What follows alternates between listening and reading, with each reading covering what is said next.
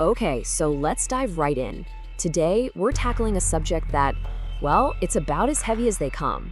We're talking about assisted suicide, or as many call it, the right to die with dignity. This is a topic that really gets to the heart of medicine, ethics, and our most basic ideas about personal freedom. So, the testimony we're looking at kicks off with this really powerful, kind of heartbreaking paradox. Think about it. Modern medicine is amazing, right? It's a miracle worker. It can extend our lives in ways our ancestors couldn't even dream of. But, and this is a huge but, it's also created this new, really harrowing frontier of human suffering.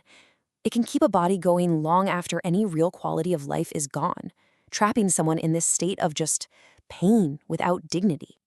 And that right there, that sets up the central question for this whole discussion. I mean, we talk all the time about the right to live with dignity. So shouldn't that right extend to our final moments too? It really makes you wonder, right? If you have control over your own body and your own choices your entire life, why does that control suddenly vanish the second you're facing death? All right, so here's what we're going to do in this explainer. We're going to investigate the core idea of self-sovereignty. We'll dissect the really strict rules and protocols that are actually in practice. Then we'll confront the biggest, most powerful ethical critiques head-on. And finally, we'll get to the testimony's ultimate verdict on this right to die with dignity. Okay, first up, a new moral question. And it really is a new question, isn't it? This is a uniquely modern problem, one that's been forced on us because our technology can now keep a body alive even when the person's meaningful life has come to an end.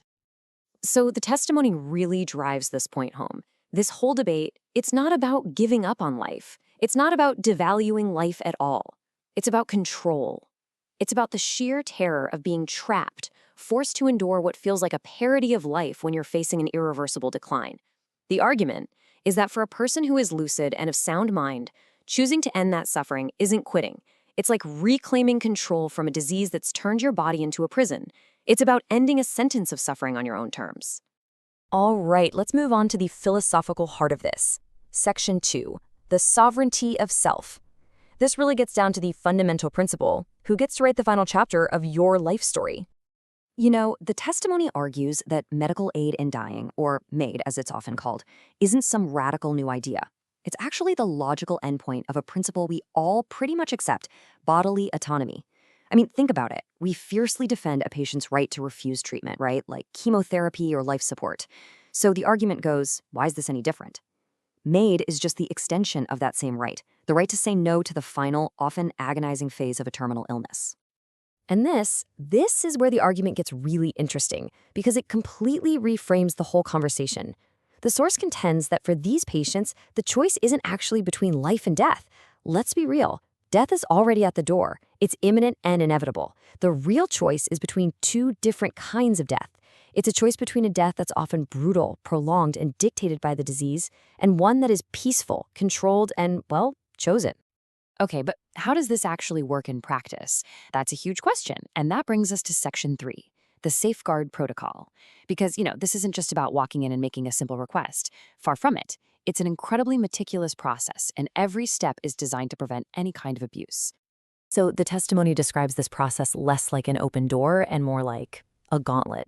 It's a series of carefully monitored gates that are designed to be slow, deliberate, and frankly, pretty difficult to get through. You have to prove you're a capable adult making a voluntary choice. Your diagnosis has to be grievous and incurable, causing suffering that's just intolerable. You have to make multiple requests, 2 spoken, 1 written down and witnessed. A whole other independent doctor has to confirm everything. And after all of that, even then, the patient can change their mind at any moment, right up to the very end. The whole system is built to filter out impulsivity, coercion, or any chance of misdiagnosis. But, of course, this isn't a one-sided issue. Not by a long shot. Which brings us to Section 4, crucial critiques and concerns. This practice faces some really profound and serious ethical challenges, and the testimony confronts them directly. These aren't just minor points. They get to the very core of where we, as a society, draw our moral lines. First off, the testimony points out what you could call a major double standard. Look, we widely accept a do not resuscitate order, a DNR. That's passively letting die by withholding treatment, and we see it as a fundamental right. But helping to die with MAID, which is an active step, that's highly contested, even criminalized in most places. The core of the argument here is that the intent is identical in both cases, to avoid futile, traumatic suffering. So the big question is, why is one a right and the other a crime? And that brings us to maybe the biggest, most persistent critique of all, the slippery slope argument. You've probably heard this one. It's this deep-seated fear that if we open the door just a crack for the terminally ill, it's inevitable that the criteria will expand, that it'll go from terminal physical suffering to chronic illness and disabilities, maybe even to anticipated future suffering like dementia. The ultimate fear is that it just keeps sliding until the whole idea of it being voluntary gets eroded, and we end up with coercion. So is the slippery slope real? Well, the testimony is pretty clear on this. In terms of the legal criteria expanding, yes, that slope is absolutely real. You can see it in countries like the Netherlands, Switzerland, and Canada, where eligibility has definitely broadened over time. But, and this is a critical point, the data, especially from places like Oregon, which has had this for a long time, just doesn't support the worst-case scenario of widespread coercion of vulnerable people. The expansion that has happened has been a very deliberate, though very controversial, legislative process. It hasn't been some kind of chaotic, uncontrolled slide.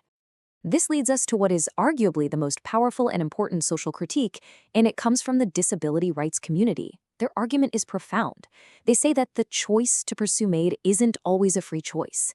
It can be a choice born out of societal abandonment, a lack of support, inadequate care, in a system that makes people feel like they're a burden. The question isn't just, do you want to die, but a much harder one. Have we, as a society, actually given you a life that's worth living? It's a devastatingly powerful point. So, where does that leave us? After weighing the core principle of autonomy against these incredibly serious critiques, the testimony arrives at its final verdict. Let's take a look. Ultimately, the argument comes full circle. The conclusion is that by outlawing MAID, the state isn't actually preventing death. It's just mandating a specific and often much more horrific form of dying. In other words, it's not saving a life, it's forcing a brutal, agonizing ordeal on a citizen, completely against their will. So, to put a fine point on it, the testimony's conclusion is that denying this choice amounts to a systemic failure of empathy. It's seen as a form of state-sanctioned cruelty. A policy that, when you boil it down, prioritizes abstract principles, or maybe even our own collective moral comfort, over the very real, tangible, and terrible suffering of an individual. The ultimate measure of a compassionate society is not how long it can preserve a heartbeat, but how much respect it affords the person within. Until we grant this ultimate autonomy, our morality remains incomplete, prioritizing the biology of existence over the biography of a life.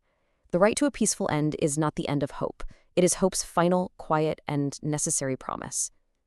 You have been listening to the testimonial on What is So Bad About Euthanasia, Assisted Suicide, or the Right to Die with Dignity. If you enjoyed the summary, for the full testimonial, please follow the link in the description or search for the testimonial on your favorite podcast platform.